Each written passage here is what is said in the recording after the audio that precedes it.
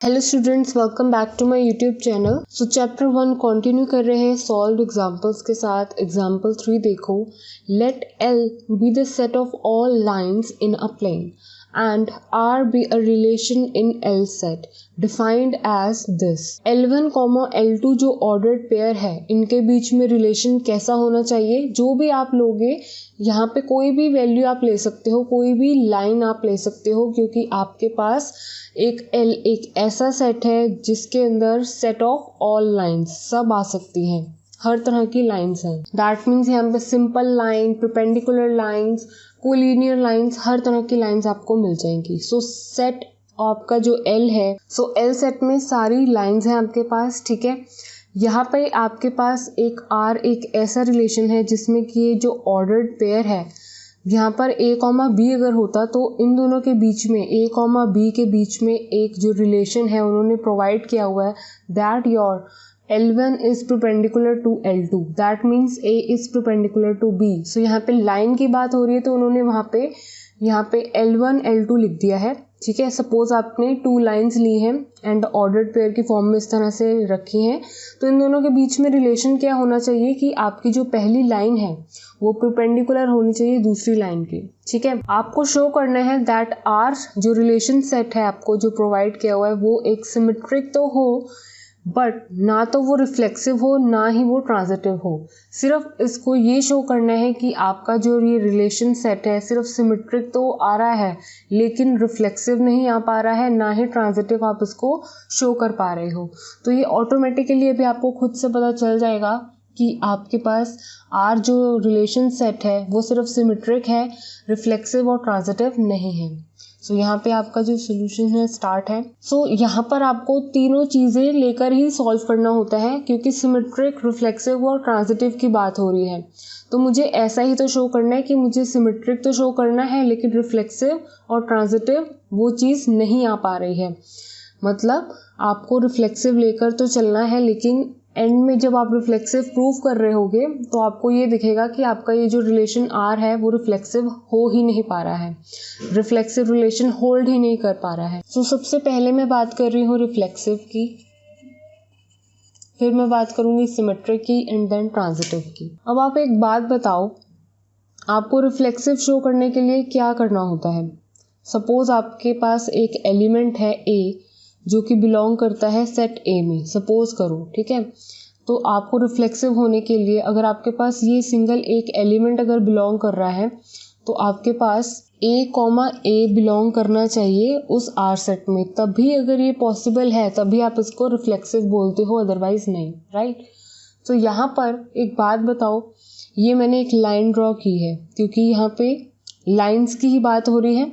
सो reflexive के लिए यहाँ पर मैंने एक लाइन ली है। सो यहाँ पे मैंने इस लाइन को नेम दे दिया है L1, सिंपल L1 नेम दे दिया है।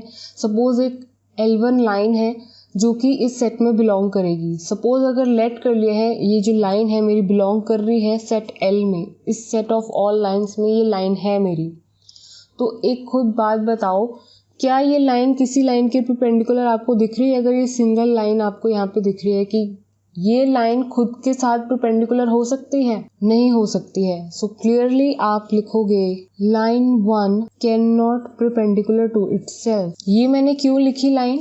बिकॉज अगर आपका जो ऑर्डर्ड पेयर है, क्योंकि आपको ऐसा ऑर्डर्ड पेयर लेना है रिफ्लेक्सिव के लिए, अगर आप यहाँ पे लाइन 1 का यूज़ कर रहे हो तो लाइन 1 आपको सेम लाइन यहाँ पर भी लिखनी होगी, क्योंकि तभी आपका ये रिफ्लेक्सिव कहलाता है। अगर ये एक एलिमेंट इस सेट में बिलोंग कर रहा है तो रिफ्लेक्सिव होने के लिए L1, L1 होना यहाँ पे ज़रूरी है इस R सेट में। लेकिन क्या ये लाइन खुद के साथ परपेंडिकुलर है? नहीं, क्योंकि यहाँ पे आपको रिलेशन इन ऑर्डर्ड पेयर का कैसा दे रखा है, ये जो आपकी लाइन 1 होगी वो परपेंडिकुलर ज़रूर होगी लाइन 2 के, लेकिन यहाँ पर तो ऐसे पॉसिबिलिटी आ ही नहीं रही है। ये तो ऑब्वियस है ना कि क्या एक लाइन खुद से परपेंडिकुलर हो सकती है? नो। आप ये एक सिंपल लाइन देख रहे हो, क्या ये परपेंडिकुलर आपको किसी एंगल से दिख रही है? नो। सो यहाँ पे L1, L1 पॉसिबल ही नहीं हो सकते। सो आप यहाँ पे लिखोगे not belongs to R relation set. So clearly L1 can not perpendicular to itself. एक लाइन खुद के साथ परपेंडिकुलर कभी हो ही नहीं सकती। For any line L1 belongs to set L। So आप क्लियर देख सकते हो जब ये ऑर्डर्ड पेयर ही नहीं आ रहा है आपके सेट R में, सो इट्स नॉट रिफ्लेक्सिव। तो बहुत ही आसानी से आपने प्रूव कर दिया कि आपका ये L1 L1 R सेट में हो ही नहीं सकता। ये ऑर्डर्ड पेयर तब R सेट में होता अगर लाइन 1, ये जो लाइन 1 है, खुद के साथ परपेंडिकुलर हो पाती। क्या कभी कोई लाइन खुद के साथ परपेंडिकुलर हो पाई है? नहीं। हमेशा अगर कोई लाइन को किसी के साथ परपेंडिकुलर होना है तो किसी और लाइन के साथ ही परपेंडिकुलर होती है, लाइक दिस। ठीक है, सो ये आपका सिमेट्रिक में इजीली प्रूव हो जाएगा क्योंकि वहाँ पे आपको 2 लाइन्स तो लेनी ही पड़ेंगी। जैसे यहाँ पर आपको सिमेट्रिक के लिए 2 एलिमेंट्स लेने होते हैं जो कि सेट A में बिलोंग करते हैं, जिससे कि आप लिखते हैं अगर A, B बिलोंग्स कर रहा है R सेट में तो B, A भी बिलोंग करना चाहिए R सेट में। सिमेट्रिक होने के लिए ये प्रॉपर्टी है, राइट। सो यहाँ पे इसलिए यहाँ पे मैं 2 लाइन्स उठाऊंगी, लाइन 1, लाइन 2। सो मैंने लेट कर ली है लाइन 1, लाइन 2 बिलोंग कर रहे हैं इस L सेट में। ठीक है, कोई 2 लाइन्स मैंने पिक कर ली है। क्लियरली आप लिख सकते हो लाइन 1 परपेंडिकुलर हो रही है लाइन 2 के। कैसे? अगर ये मैंने लाइन 1 ये है मेरी और ये लाइन 2 मैंने इस तरह से बनाई है तो डेफिनेटली 2 लाइन्स परपेंडिकुलर हो सकती हैं। आप क्लियर देख रहे हो, right. So this implies L1, L2 belong कर रहे हैं R सेट में। तो अगर लाइन 1, ये जो लाइन 1 है परपेंडिकुलर है लाइन 2 के, तो मैं ऐसे भी तो पढ़ सकती हूँ लाइन 2 है परपेंडिकुलर किसके? लाइन 1 के। आप इस तरह से भी तो देख सकते हो। अगर लाइन 1 परपेंडिकुलर है लाइन 2 के तो इसका मतलब यही है कि ये जो लाइन 2 है ये भी तो परपेंडिकुलर ही हो रही है लाइन 1 के साथ, राइट। सो आप इसको ऐसे लिख सकते हो L2 परपेंडिकुलर L1। ठीक है, so this implies L2, L1 भी बिलोंग करेगा R को। अगर ये परपेंडिकुलरिटी है, ये अगर रिलेशन है पॉसिबल, तो इस तरह का ऑर्डर्ड पेयर भी आप लिख सकते हो जो कि R सेट में है। So clearly therefore you can write that R is symmetric. तो वो सिमेट्रिक रिलेशन होल्ड कर रहा है। सो आप इसको इस तरह से भी देख सकते हो और आप इसको इस तरह से भी लिख सकते हो।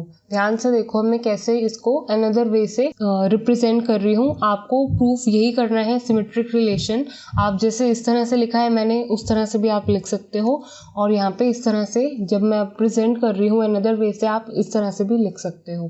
ठीक है, आपने यहाँ पे लेट करना है स्टार्टिंग में L1, L2 बिलोंग कर रहा है सेट L में, लाइन वाले सेट में। ठीक है, so then L1, L2 belong कर रहे हैं R सेट में। क्यों? क्योंकि लाइन 1 लाइन 2 के परपेंडिकुलर है। क्योंकि ये तो आपको क्लियर दिख रहा था, राइट। सो लाइन 1 लाइन 2 के परपेंडिकुलर है। तो अगर मैं लाइन 1 कह रही हूँ कि लाइन 2 के परपेंडिकुलर है, तो लाइन 2 भी तो लाइन 1 के परपेंडिकुलर हुई। तो आप इसको इस तरह से भी लिख सकते हो। तो यहाँ से आपको वैल्यू क्या मिलेगी? दिस इम्प्लाइज यहाँ पे 1 है, L2, L1 बिलोंग्स कर रहा है उस R सेट में। तो यहाँ पे ये जो रिप्रेजेंटेशन की है, यहाँ पे एकदम आपको एक सिमेट्रिक फॉर्म में क्लियर दिख जाएगा कि कैसे कैसे स्टेप्स आपको लिखने हैं। अगर आप पहले वाले प्रोसेस में कंफ्यूज हैं तो आप इस तरह से भी लिख सकते हो। अदरवाइज आप पहला वाला भी कर सकते हो और आप ये वाला भी ट्राई कर सकते हो। सो देयरफॉर आप लिख सकते हो R इज सिमेट्रिक। क्यों सिमेट्रिक हुआ? एज L1, L2 भी था R सेट में, L2, L1 भी हुआ R सेट में। और क्यों हुआ? इसका एक ही रीज़न है, क्योंकि इन दोनों के बीच में रिलेशन हो रहा है। ये दोनों आपस में क्या हो रहे हैं? परपेंडिकुलर। अगर ये परपेंडिकुलर है इसके, तो ऑब्वियसली ये भी तो परपेंडिकुलर हुआ इसके। सो R is symmetric relation. So now transitivity prove करते हैं। सो जैसे कि आपके पास ये जो क्वेश्चन है रिफ्लेक्सिव नहीं आ पाया है, सिर्फ सिमेट्रिक आया है। अब आपको ये शो करना है कि आपका ये क्वेश्चन ट्रांजिटिव भी रिलेशन होल्ड नहीं करेगा। ठीक है, सो वो कैसे शो करते हैं, लेट्स सी। सो ट्रांजिटिव के लिए मैंने क्या लिया है, अगेन लेट कर ली है line 1, line 2 and line 3 belong कर रहे हैं इस लाइन L सेट में। ठीक है, सो ट्रांजिटिविटी शो करने के लिए वैसे हम क्या प्रूव करते हैं? ट्रांजिटिव तभी होता है कि सपोज मेरे पास 3 एक एलिमेंट्स हैं जो कि किसी सेट में बिलोंग कर रहे हैं। तो अगर मेरे पास A, B बिलोंग कर रहा है R सेट में, बी कॉमा सी बिलोंग कर रहा है आर सेट में, तब मेरा ए कॉमा सी भी बिलोंग करना चाहिए उस आर सेट में। अगर ये सब पॉसिबिलिटी है तभी आप इसको बोलते हो ट्रांजिटिव।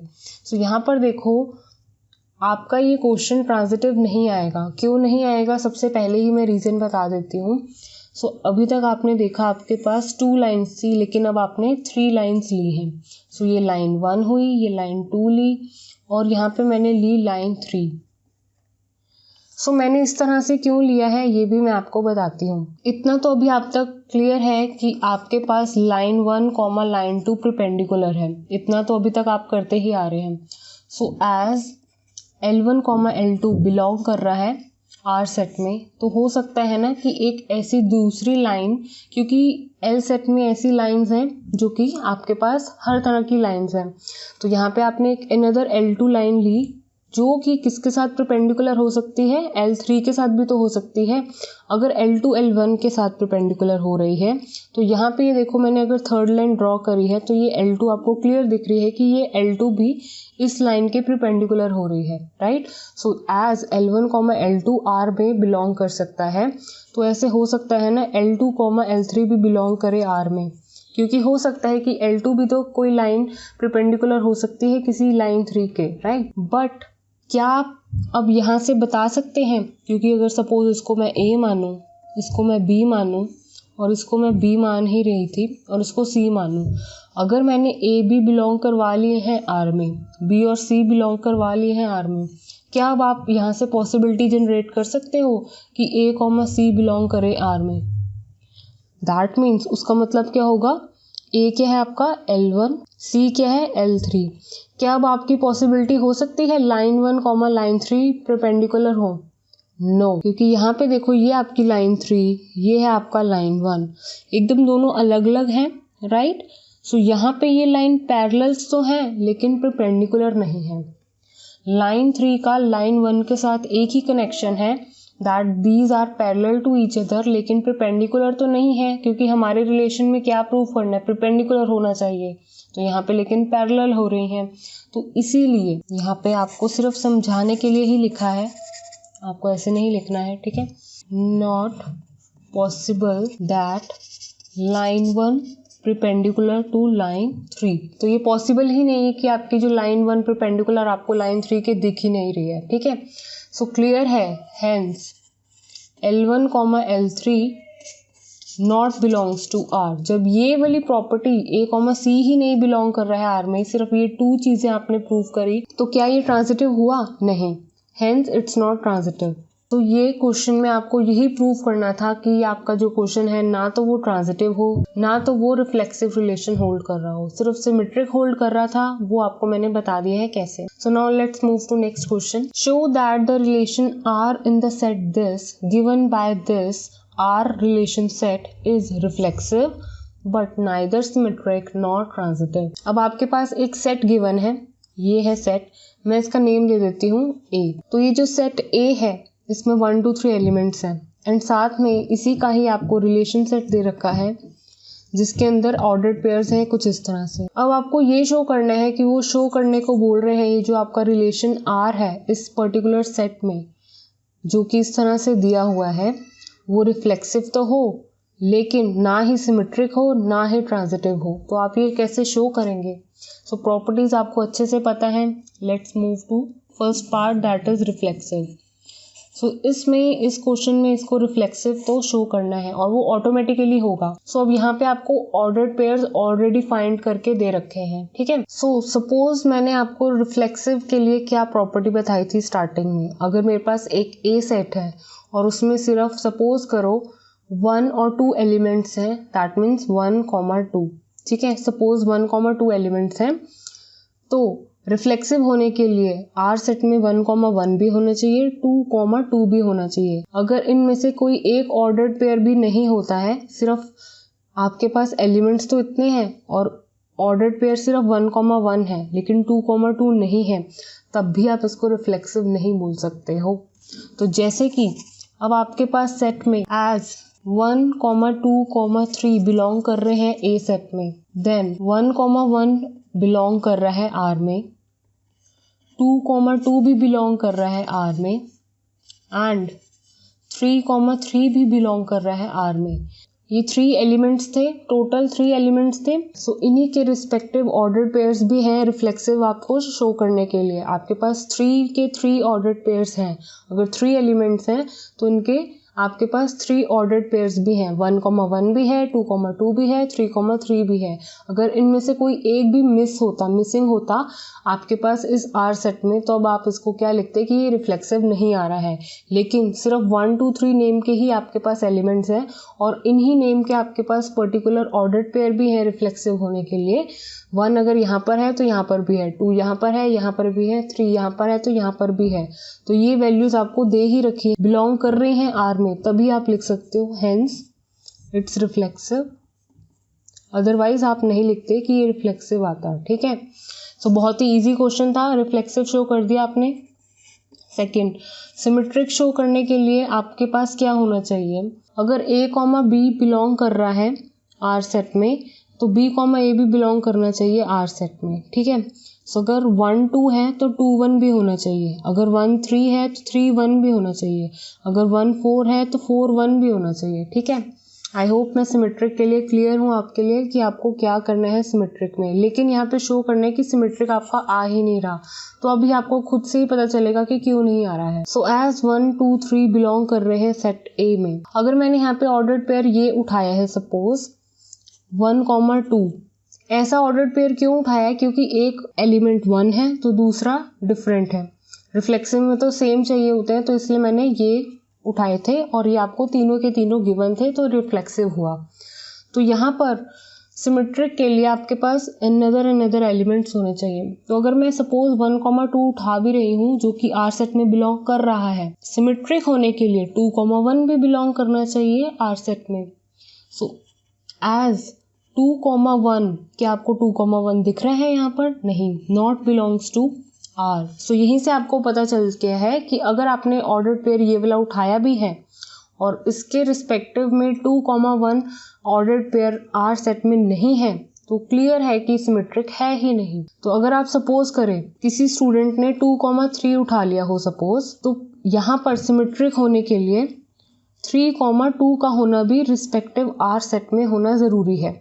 अगर यहाँ पर 2, 3 कोई उठा लेता है, 1, 2 नहीं उठाता है शो करने के लिए, तो लेकिन अगर 2, 3 उठा लेता है तो क्या 2, 3 के बाद 3, 2 भी बिलोंग कर रहा है आर में? नहीं, 3, 2 भी नहीं बिलोंग कर रहा है आर में। सो इट्स वेरी क्लियर कि अगर आपके पास a, b बिलोंग कर रहा है आर में लेकिन b, a नहीं बिलोंग कर रहा है आर में, तो ये सिमेट्रिक आ ही नहीं सकता। So it's clear, hence it's not symmetric. So I hope clear हो गया हो कि सिमेट्रिक क्यों नहीं है। अब आपके पास बारी आती है इसको ट्रांजिटिव नहीं शो करने की। सो ट्रांजिटिव भी नहीं आएगा ये आपका क्वेश्चन। क्यों? क्योंकि ट्रांजिटिव होने के लिए आपके पास 3 ऑर्डर्ड पेयर्स का होना ज़रूरी है। अगर a, b बिलोंग कर रहा है आर सेट में, b, c बिलोंग कर रहा है आर में, अगर ये दोनों अलग हैं, ये दोनों भी अलग होने चाहिए, तब a, c बिलोंग करना चाहिए आर में। ठीक है, तो अगर ये आपके पास 3 पॉसिबिलिटीज ऑर्डर्ड पेयर की हैं तभी ट्रांजिटिव होगा, अदरवाइज नहीं। तो यहाँ पे अगर आप क्लियर देखेंगे 1, 2 आपने लिया ये समझ के कि ये a है ये b है, लेकिन ये भी b और c ये भी आपने समझ के लिया, ये दोनों चीज़ें आपकी हो गई करेक्ट। ठीक है, a, b भी हुआ, फिर b, c भी हुआ, यहाँ पे b भी आया और c भी आया, a, b भी है, b, c भी है। अब अगर ये चीज़ें हैं तो a, c भी होना चाहिए, मतलब ये ये, दैट मीन्स 1, 3 भी होना चाहिए। क्या आपको 1, 3 दिख रहा है यहाँ पर? नो। सो जैसे कि 1, 3 यहाँ पर नहीं है इस आर सेट में, सिर्फ a, b है, b, c है, लेकिन a, c नहीं है, तो आपने क्या लिखना है कि ये ट्रांजिटिव नहीं है। एज 1, 2 बिलोंग कर रहा है आर सेट में एंड 2, 3 भी बिलोंग कर रहा है आर सेट में, बट 1, 3 भी होना चाहिए। अगर a, b है, b, c है, तो a, c भी तो होना चाहिए आर सेट में, लेकिन वो तो नहीं है। So hence not transitive. तो आई होप आपको क्लैरिटी हो गई हो कि ये ट्रांजिटिव और सिमेट्रिक क्यों नहीं था। तो नेक्स्ट वीडियो में कंटिन्यू करेंगे सॉल्व एग्जांपल्स के साथ ही। Thank you students for watching this video. Please like, share and subscribe to my channel.